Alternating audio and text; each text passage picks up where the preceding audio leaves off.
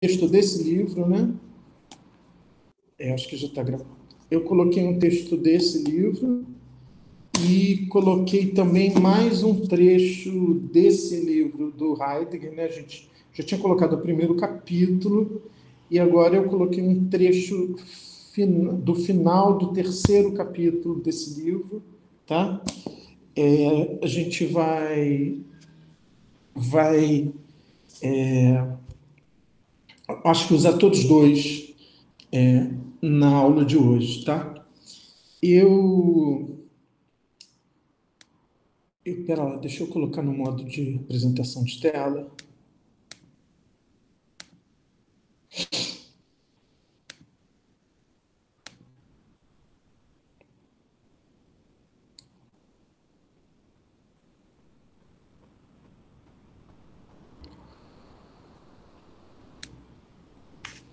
Então, deixa eu até abrir aqui.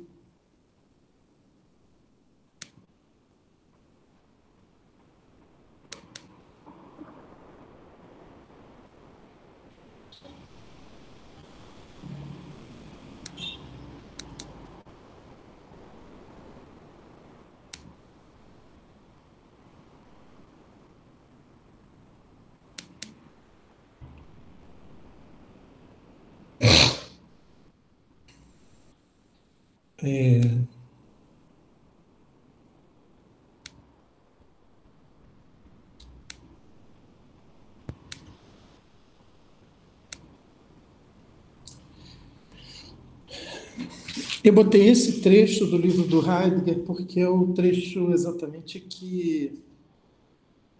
em que ele faz um comentário que o Agamben se refere a esse comentário que o Heidegger faz, que é o trecho onde o Heidegger comenta a passagem do livro, uma das passagens do capítulo 3 do livro Teta que o Agamben cita na conferência A Potência do Pensamento, que está nesse livro. Eu pensei em hoje, antes da gente voltar para o diálogo do Agamben com Aristóteles, com o livro Teta, né? A gente está aí, né? É árduo, né? É difícil de avançar, né? Mas, enfim, eu acho que esse trabalho ele é fundamental, ele vai dar uma outra consistência à nossa leitura dos textos, né?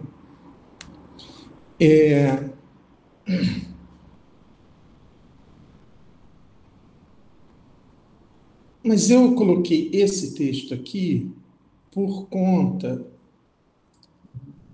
para tentar trazer um pouco mais essa questão do possível, da possibilidade, da potência, o que isso significa no Agamben, né?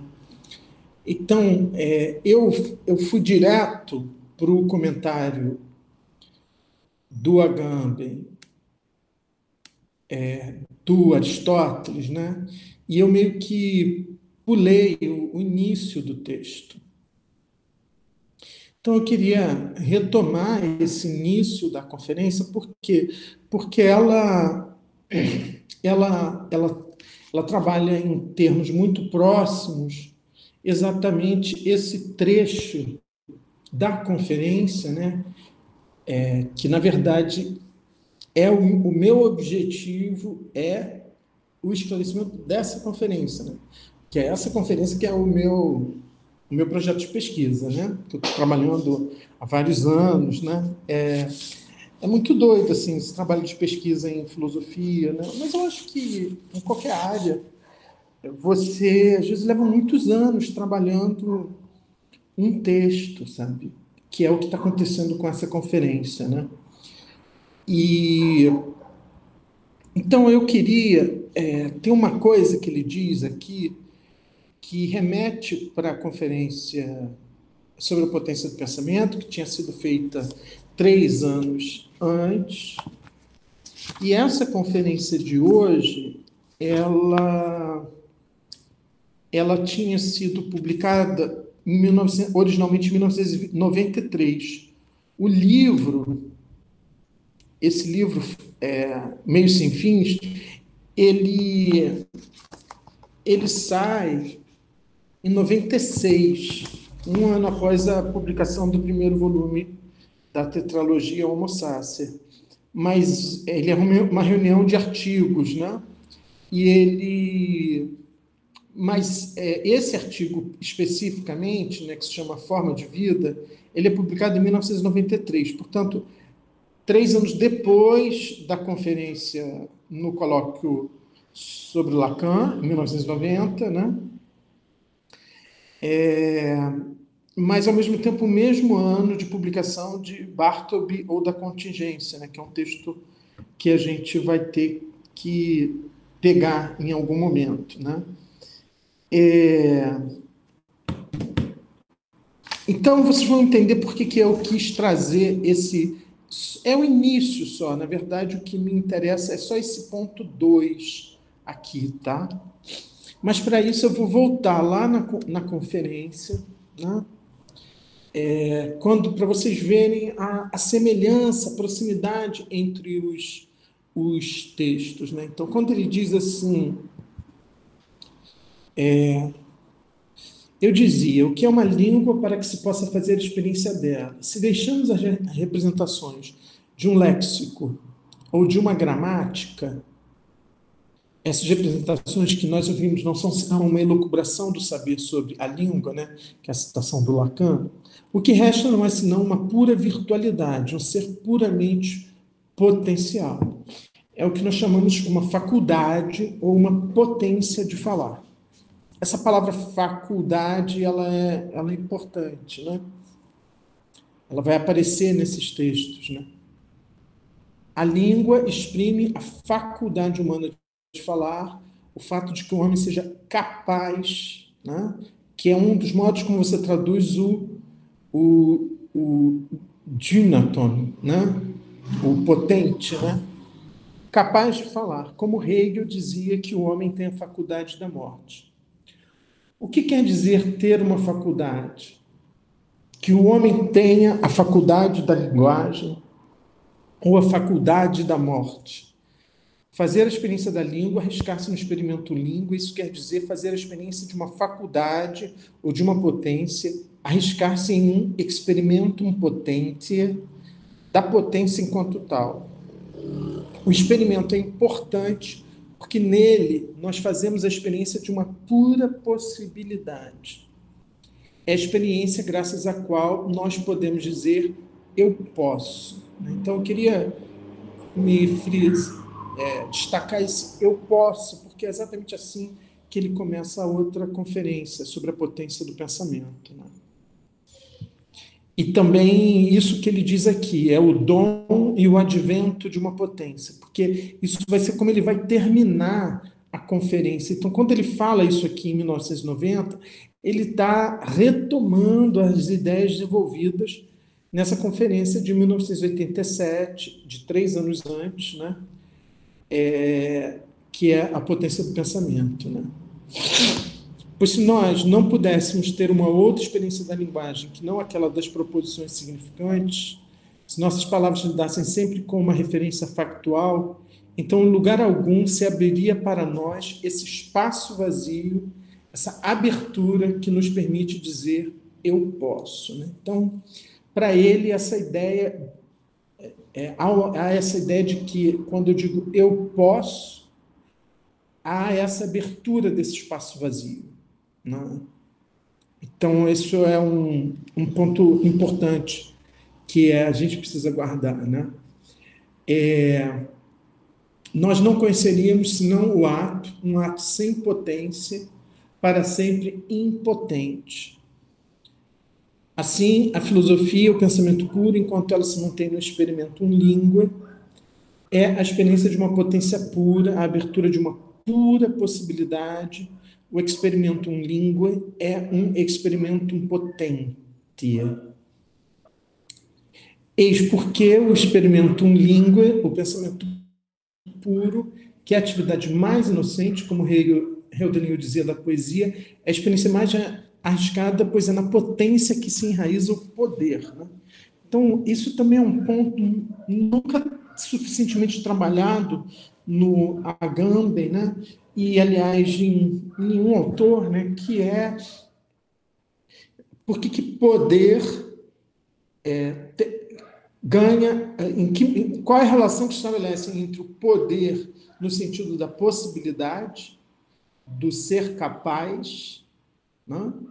E o poder no sentido político que essa palavra tem, né? Quer dizer, há alguma, ou seja, entender o que é o poder no sentido político é alguma coisa que se torna mais compreensível a partir desse significado primordial de poder, que é a questão da dinamis. Então, quando eu digo que alguém tem poder, eu estou dizendo que se alguém pode mais do que outros, tem mais potência do que outros, né? Então, como é que se passa desse sentido da potência, no sentido da potencialidade, para a potência no sentido de poder, né? Então, por exemplo, quando a gente diz que um motor tem muita potência, né? Tem um deslizamento semântico aí, né? Que tem a ver com uma tentativa de entender qual é a dimensão ontológica da questão do poder, que é uma coisa que sempre preocupa o Agamben, né? Essa ideia de que existe um fundamento ontológico da política, né? Então, isso fica como uma questão, né? Então, quando ele diz, pois é na potência que se enraiza o poder, né? Então, e aí ele diz, mas se o experimento língua é nesse sentido, a experiência de uma potência, como se faz a experiência de uma potência? E pode-se falar a respeito de experiência? E aí ele faz a referência ao livro Teto da Metafísica, né? E de início ao capítulo 3 do livro Teta, né? Mas logo depois ele cita essa frase que a gente viu da última vez, que está no capítulo 1 do livro Teta, né? E introduz essa categoria dele de potência de não, tá? Que é uma categoria que ele tinha introduzido pela primeira vez no livro, nessa conferência de 1987, que é a potência do pensamento, né? Então, eu queria hoje retomar esse trecho aqui, que a gente não leu ainda, que é o início da conferência, e, através dele, chegar até a esse texto aqui, o Forma de Vida, esse trechinho do Forma de Vida, tá?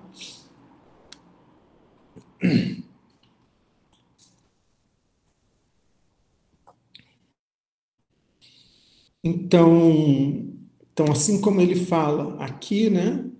Ele coloca essa questão, né? Eu posso, né? O que quer dizer isso, né?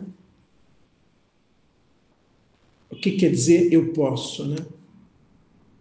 Então, eu vou fazer uma leitura desse início, né, para vocês verem como existe uma proximidade enorme, né, entre os dois textos.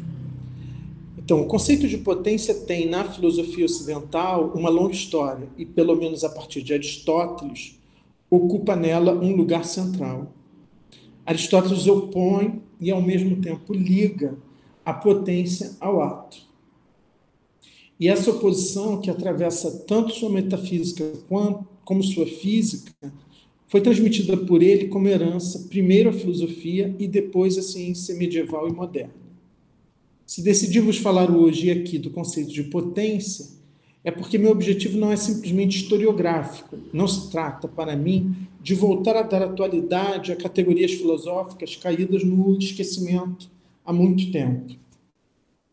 Estou convencido, pelo contrário, de que esse conceito nunca deixou de operar na vida e na história, no pensamento e na prática dessa parte da humanidade que acrescentou e desenvolveu a tal ponto sua potência que impõe a todo o planeta seu poder. Então, ele aqui faz essa ligação entre a potência e o poder, né?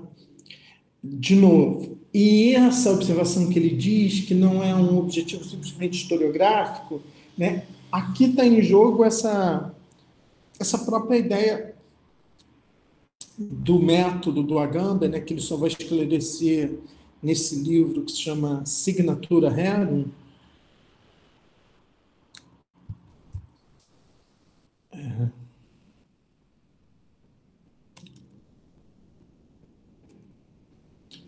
que é o livro do Agamben, onde ele fala do método dele, né?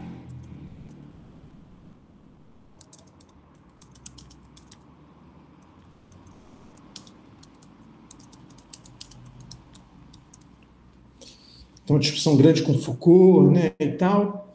E aí, uma das perspectivas é exatamente essa perspectiva arqueológica, que é essa ideia de que é uma ideia que também está presente de algum modo no Warburg,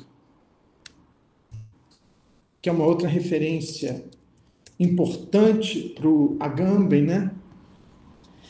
Que é essa ideia de que as coisas se transmitem de modo um pouco secreto, elas sobrevivem ao longo da história, às vezes camufladas, né? Então, quando ele diz que não se trata para mim de voltar à atualidade, a categorias filosóficas caídas no esquecimento há muito tempo.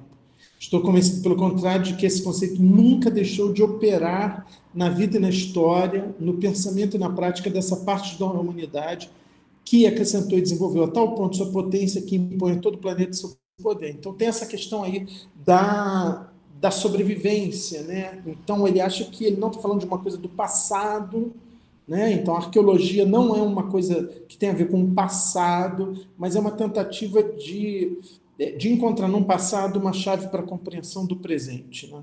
É isso que é a ideia fundamental dele, arqueológica, né? E aí ele mesmo diz, se isso é Foucault, ou se isso já é a leitura que ele faz de Foucault, ele deixa isso para o leitor decidir. Ele não tem como saber, né? Então ele diz, em vez disso, seguindo o conselho de Wittgenstein, segundo o qual os problemas filosóficos se tornam mais claros se os formulamos como perguntas sobre o significado das palavras, gostaria de anunciar o tema de meu estudo como uma tentativa de compreender o significado do sintagma eu posso. O que queremos dizer quando dizemos eu posso, eu não posso? Aí ele cita uma historinha. Na breve introdução à coletânea Hacking, Ana Akhmatova conta como esses poemas nasceram. Eram os anos da Exovishna, o grande expurgo. E havia alguns meses que a poetisa fazia fila diante da prisão de Leningrado, esperando ter notícias de seu filho, detido por delitos políticos. Com ela estavam na fila dezenas de outras mulheres, que se encontravam todos os dias no mesmo lugar. Uma manhã, uma dessas mulheres a reconheceu e lhe dirigiu esta pergunta: será que pode dizer isso? Akhmatova se calou por um instante e depois, sem saber porquê, encontrou nos lábios a resposta: sim, posso. Sempre perguntei a mim mesmo o que Akhmatova queria dizer. Que tinha um tão grande talento poético, que sabia manejar a linguagem com tanta habilidade que estava à altura de poder descrever aquela experiência tão atroz, tão difícil. Não creio, não era isso o que queria dizer, né? Então, aqui ele coloca um ponto que, por exemplo, em inglês, se eu digo can you drive, por exemplo, isso vai depender, o sentido dessa palavra vai depender do contexto em que eu digo. Por exemplo, se eu estou conversando com alguém e eu pergunto, can you drive?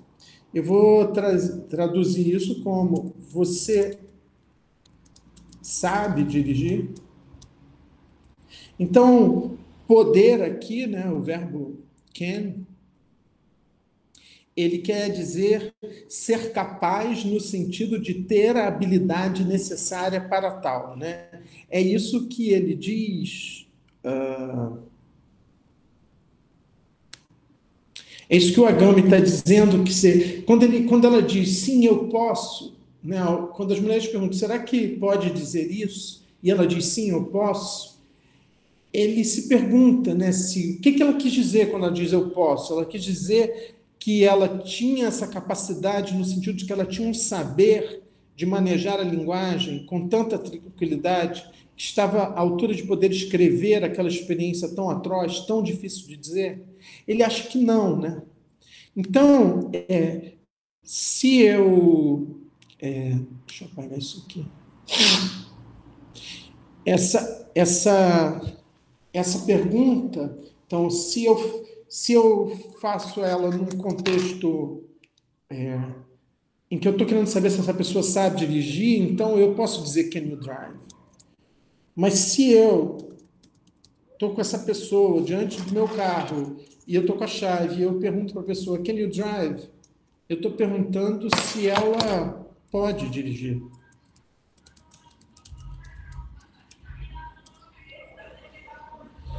Então, o que eu estou perguntando? Eu acho que o que interessa ao Agamben é o que eu estou perguntando nesse caso aqui. Porque aqui eu não estou perguntando se a pessoa sabe, né? Eu já sei que ela sabe dirigir, mas se ela pode dirigir no meu lugar, por exemplo.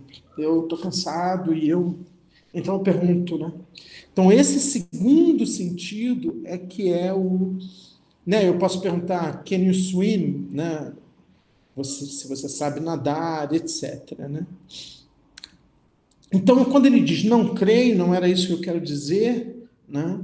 É que o poder não é só a questão do estar capacitado, ter a capacidade.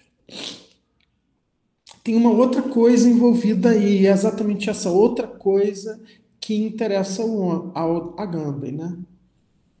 Ele diz: para cada homem chega um momento em que deve pronunciar esse eu posso, que não se refere a qualquer certeza, nem a qualquer capacidade específica, e que, no entanto, o compromete e põe em jogo inteiramente.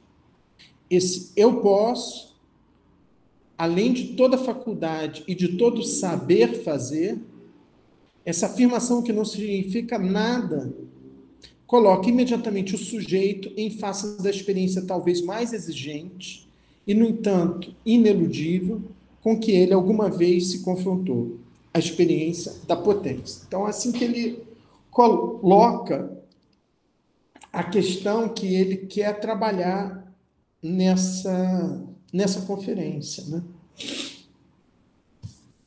E que é a mesma que está colocada lá no Experimentum Língua, né? Então, aqui, para tornar isso um pouco mais denso para vocês, né? Nesse texto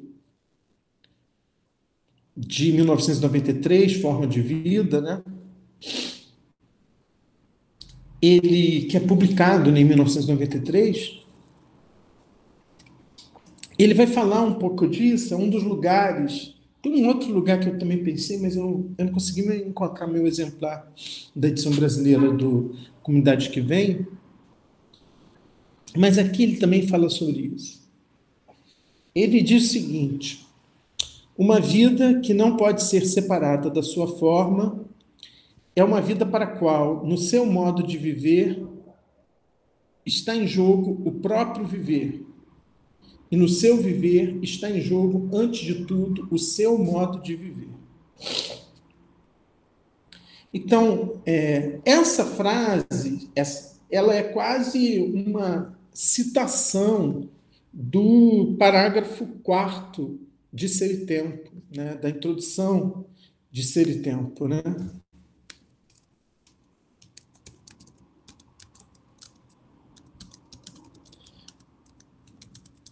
Do Heidegger, né?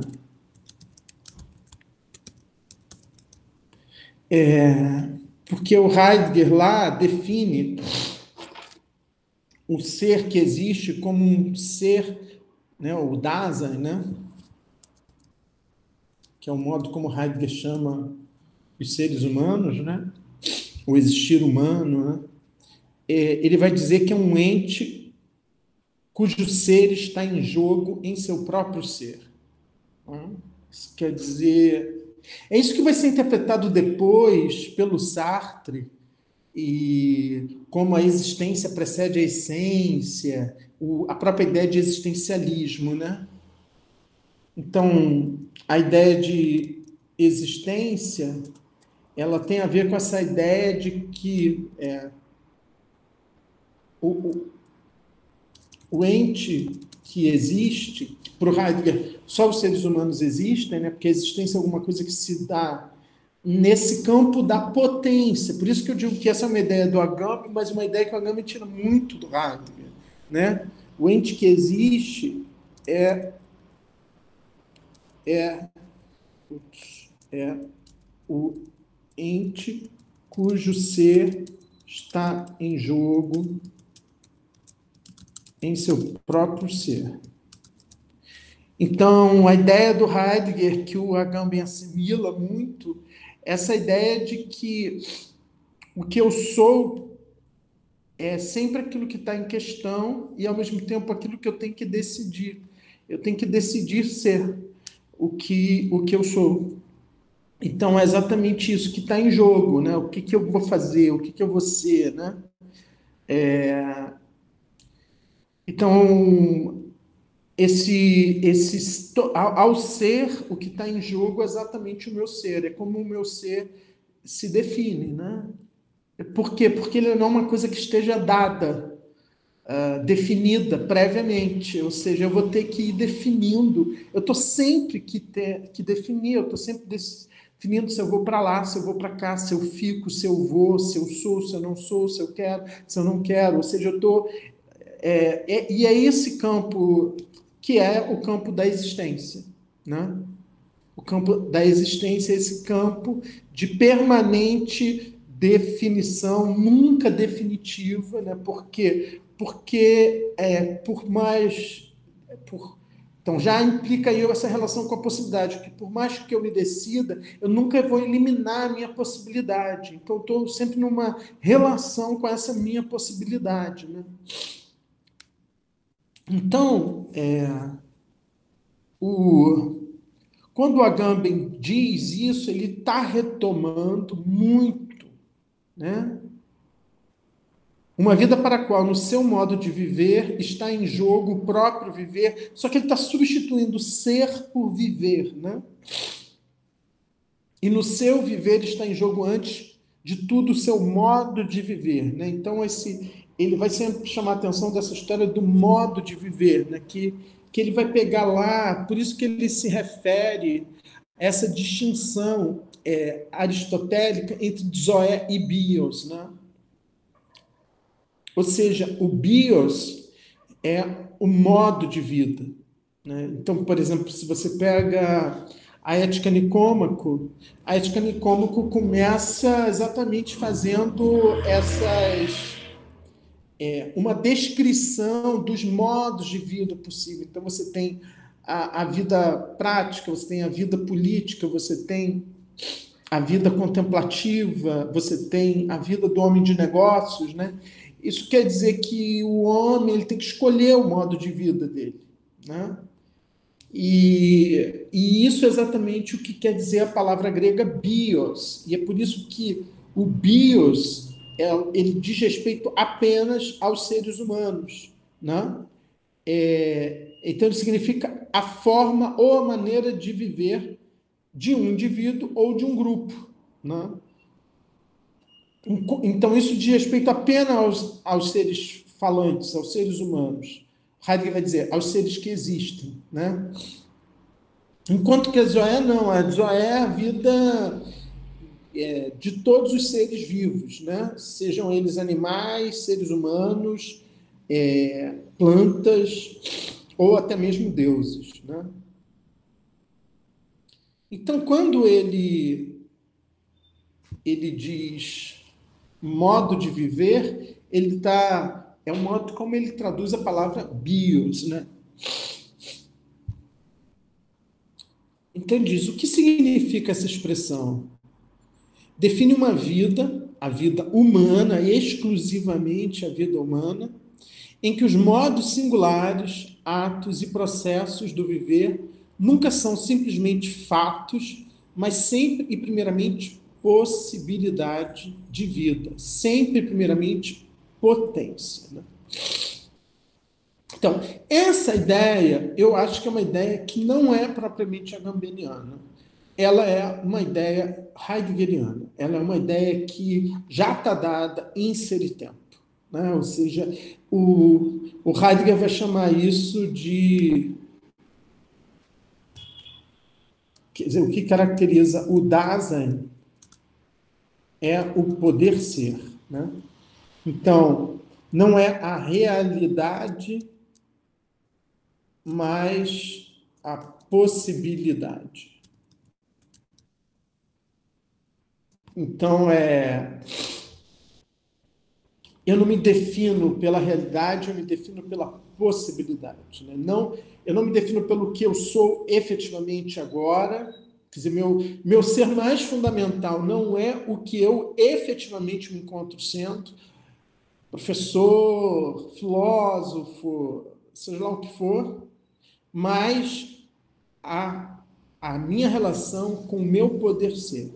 O fato de que em qualquer momento, a qualquer instante, eu posso sempre me decidir por outra coisa, e mesmo que eu me decida por continuar sendo quem eu sou, eu tenho que tomar essa decisão, porque eu estou sempre numa relação com esse poder ser, tá? Então, essa relação com a potência, essa relação com o poder ser, isso já está dado no Heidegger. Isso não é característica, não é alguma coisa que o Agamben cria. É uma coisa que ele vai tirar do Heidegger, né? Então, quando ele diz define uma... O que significa essa expressão, modo de viver? Define uma vida, a vida humana, em que os modos singulares, atos e processos de viver nunca são simplesmente fatos, dados, a realidade, mas sempre e primeiramente possibilidades de vida, sempre primeiramente potência. Comportamentos e formas do viver humano nunca são prescritos por uma vocação biológica, específica, nem atribuídos por uma necessidade qualquer, mas, por mais ordinários, repetidos e socialmente obrigatórios, conservam sempre o caráter de uma possibilidade. Então, mesmo que eu me defina através desses comportamentos prescritos, socialmente obrigatórios, isso nunca vai eliminar o caráter de possibilidade, de uma possibilidade, sempre frente a inúmeras outras, infinitas outras, potencialmente infinitas outras, não?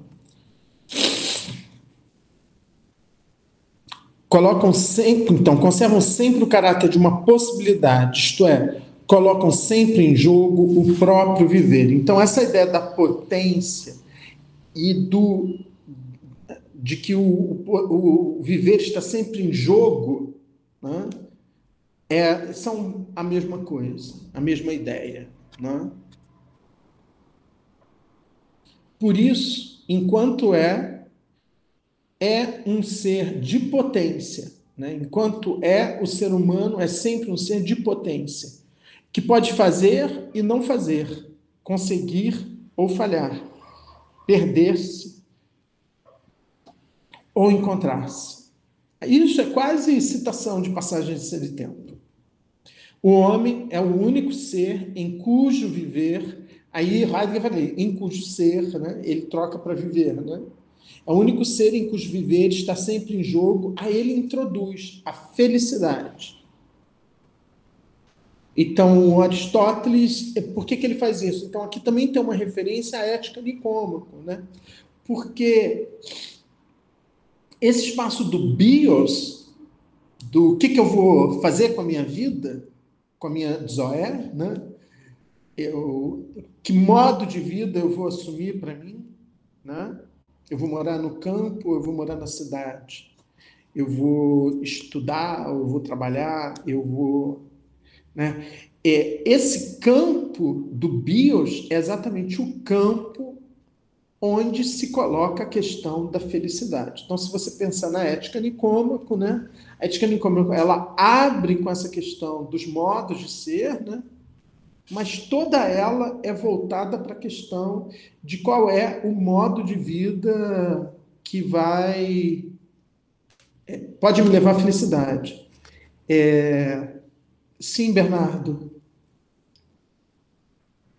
Eu ia só fazer né, um apontamento que eu tive uma disciplina com o Yasbeck há 2 períodos atrás sobre o Russell, Heidegger e Sartre, né?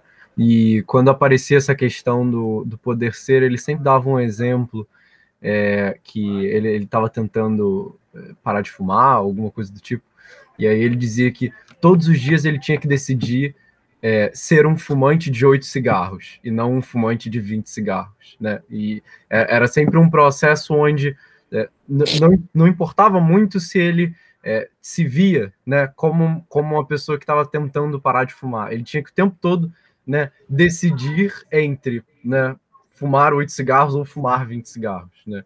Então é muito uma questão de aquilo que você pode, né, tá sempre botando você em jogo, né? O que eu vou fazer muitas vezes, né, é muito mais importante do que aquilo que é atribuído como que você é, né? Quando você é um médico e você tem que decidir, né, entre salvar uma pessoa e salvar outra pessoa, né, ou alguma coisa do tipo, isso é uma questão não só ética, né, mas uma questão de possibilidade mesmo, né, de defrontar-se com você ter que decidir, né? Então, é interessante isso que o Agamben coloca aqui, né, como você fala, tem uma relação muito forte com Heidegger. Quando isso aparecia no Heidegger e no Sartre, era muito esse tipo de exemplo, né, que a gente trabalhava.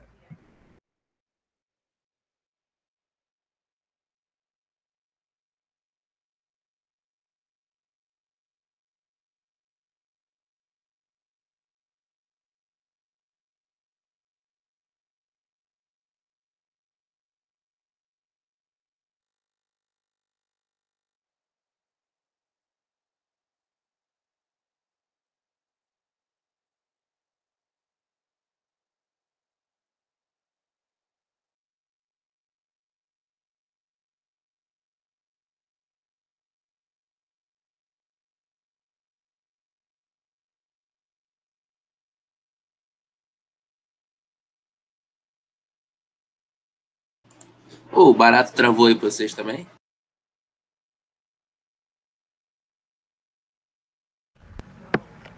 Opa, travou para mim também. Eu achei que era comigo até sair da reunião. Vocês conseguiram ouvir? Eu ouvi você até o final, mano. Ah, então Dois. foi com o Claudio mesmo.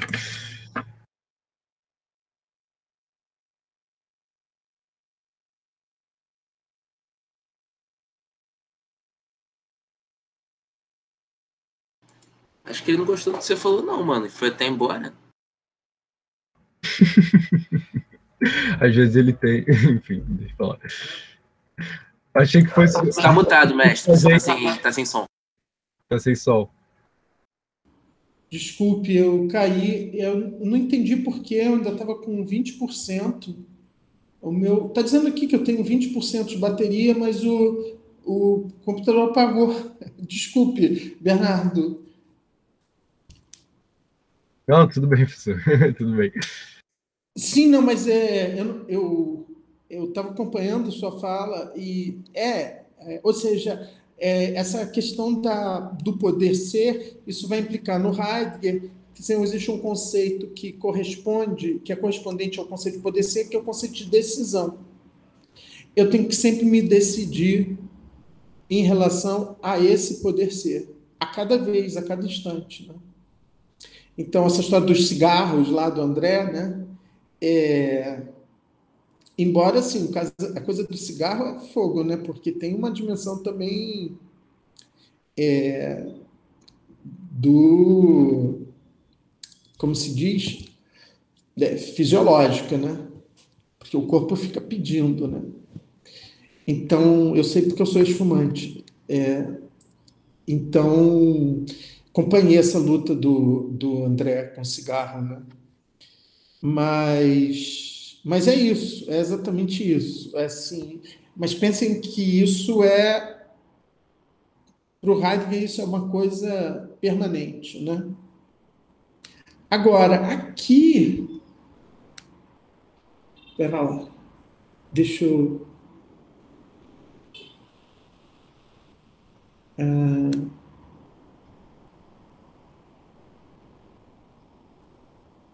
Deixa eu ver se ele vai abrir aqui. Vocês ainda estão aí?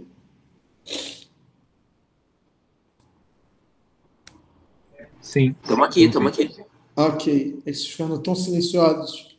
Mas você concluiu, Bernardo? Desculpa, eu te interrompi sem querer. Não, eu cheguei a concluir sim. Mas eu só fui levantar essa questão mesmo, você respondeu já. Mas eu acho que é exatamente. Ok. Deixa eu voltar aqui para o modo de.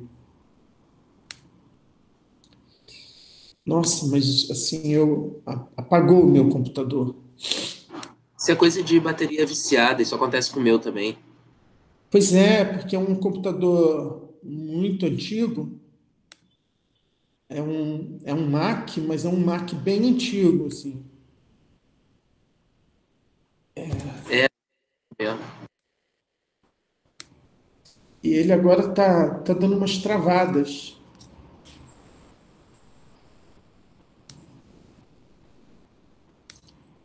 Pera lá.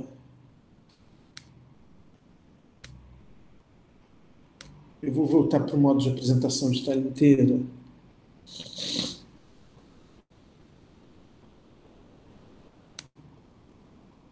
Vou ter que.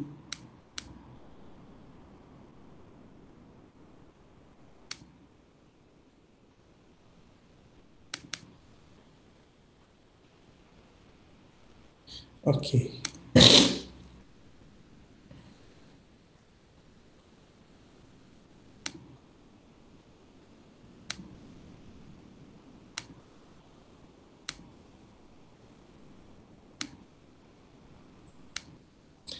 Aqui, quando ele diz isso, ele. Então, eu estava falando da coisa da felicidade, né? Quer dizer, a busca da felicidade, ela é uma busca que se abre nesse espaço vazio, que para o Aristóteles, que tipo de bios, que tipo de modo de vida pode me levar à felicidade? Então ele vai falar que o político parece um pouco com é muito parecido com o início do mal-estar na civilização do Freud, né? Quando ele fala o Freud fala isso, né? De eu posso acreditar que é o amor que vai me levar à felicidade, que é o dinheiro, que é o poder, que são as drogas.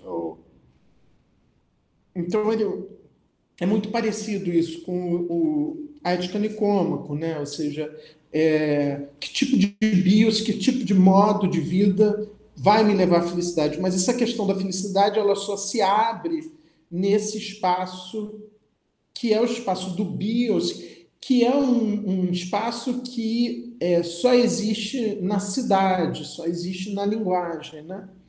Então, por isso que quando ele diz por isso, isto é, enquanto é um ser de potência que pode fazer ou não fazer, conseguir ou falhar, perder-se ou encontrar-se, o homem é o único ser em cujo viver está sempre em jogo a felicidade, cuja vida é irremediável e dolorosamente destinada à felicidade. Né? Então, isso é interessante, o Agamben, o modo como ele vê isso, ou seja, que nós estamos entregues a essa busca de felicidade. Então, quando ele diz irremediável e dolorosamente, né? Como se isso fosse uma espécie de imperativo, né? Que nós sejamos felizes, né? Que nós busquemos a felicidade. Né? Então, ele diz essa coisa do irremediável, do doloroso que há nessa busca, né? Mas que isso só se abre por conta desse ser em potência, né? E aí ele diz, porém isso constitui imediatamente a forma de vida como vida política. Então aqui ele vai falar como vida política, mas na comunidade que vem ele vai falar como vida ética. Pouco importa. Ética e política, né? Vida individual e coletiva, esse bios diz ao mesmo tempo as duas coisas, né? Ele diz ao mesmo tempo a ética e a política, né? Esse bios, ele só existe a ética e a política porque existe essa potência, porque existe o poder ser, né? Tem uma anedota que, quando Heidegger publicou Ser e Tempo, e aí um scholar virou para ele e disse, agora que o senhor publicou a sua ontologia, quando é que o senhor vai publicar a sua ética? E aí o Heidegger teria respondido, segundo essa anedota, já está publicada, é a minha ontologia, ou seja, quer dizer, Ser e Tempo é uma ética, né? Uma ontologia e uma ética, ou seja, Ser e Tempo é uma impossibilidade de distinguir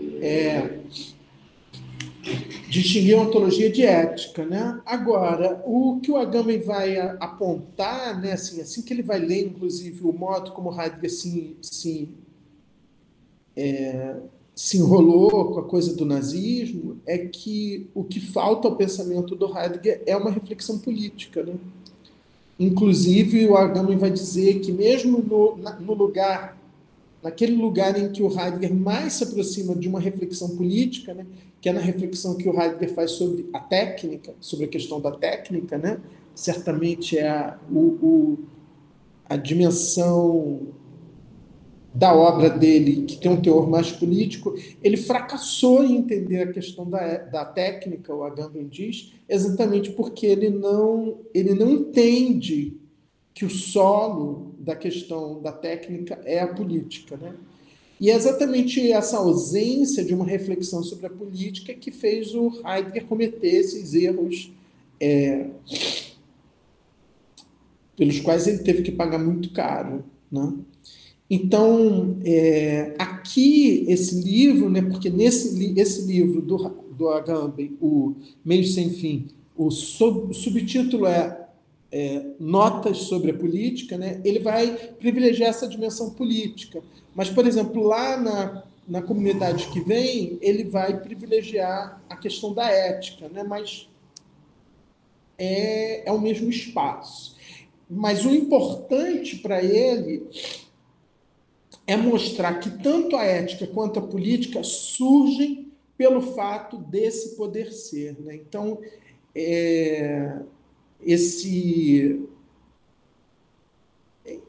exatamente essa consequência dessa ontologia heideggeriana do poder ser, da possibilidade, que é a consequência ética e política, que o Heidegger não quis pensar, né? Ou que ele pensou de modo inadequado, insuficiente, né? Que vai interessar exatamente ao Agamben, né? Então, eu quis, né, ler esse item, né, que é só o item 2 desse texto, né, para estabelecer essa relação entre política e potência, né? Entre ética e potência, política e potência. Ou seja, por que essa questão da potência e da possibilidade interessa tão explicitamente ao Agamben, né? E também pensar que quando ele diz aqui no texto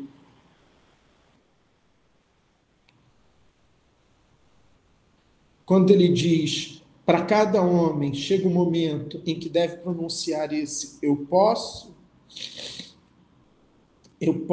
fazer isso, ou eu posso fazer aquilo, né? Eu tenho que me decidir em relação a esse meu ser, que por isso é exatamente o que está sempre em jogo, né? Então, quando ele diz para cada homem chega um momento em que deve pronunciar esse eu posso, que não se refere a qualquer certeza, nem a qualquer capacidade específica. Então, tem uma dimensão de risco, né? de um ato que se toma sem saber, né? Se aquilo vai me conduzir à felicidade ou não, ou seja, uma aposta, né? E é difícil saber o que faz com que eu me decida, finalmente, por uma coisa ou por outra, né? Então, ele diz que não se refere a qualquer certeza nem a qualquer capacidade específica e que, no entanto, o compromete e o põe em jogo inteiramente, né? Todo o seu ser. Né? É por isso que o Heidegger vai dizer que essa dimensão exatamente do poder ser, a dimensão através da qual o Heidegger faz essa experiência do seu ser todo. Né? Eu trabalhei muito isso na minha tese de doutorado, né? Essa coisa do ser todo, do Dasein e tal. E aí ele diz, esse eu posso, além de toda faculdade, de todo saber fazer, essa afirmação que não significa nada, coloca imediatamente o sujeito em face da experiência talvez mais exigente e, no entanto, ineludível, com que ele alguma vez se confrontou, a experiência da potência. Então, é nesse eu posso que eu faço essa experiência da potência, né? Da potência exatamente enquanto aquilo que não está decidido, né? Que é uma pura possibilidade, né?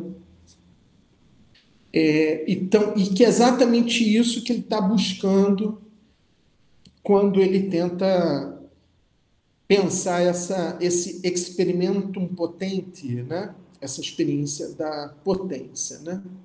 Então, aí, aqui nesse texto, ele logo depois faz uma citação do De Anima, que eu não vou trabalhar agora, porque eu vou querer trabalhar o De Anima com vocês depois que eu meio que esgotar minimamente o que eu tenho que trabalhar lá no livro Teta, né? Na metafísica, né?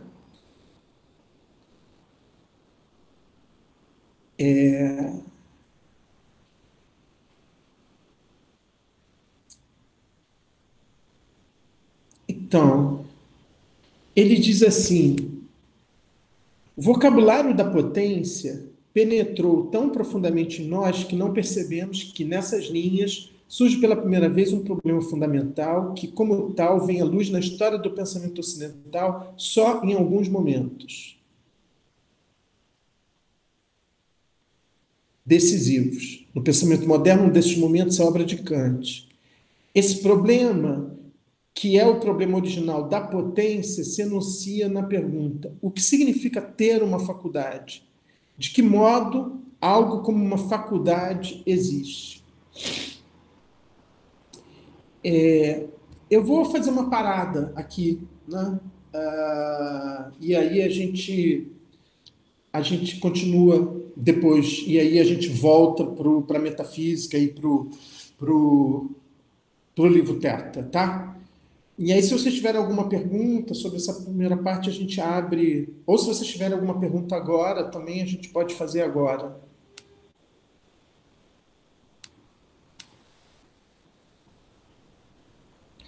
Por Não? aqui tá tudo certo. Diga, fala. Não, só falar que por aqui tá tudo certo. Pode seguir. Tá bom. Então vamos fazer esse intervalo e a gente volta daqui a 10 minutos, ok?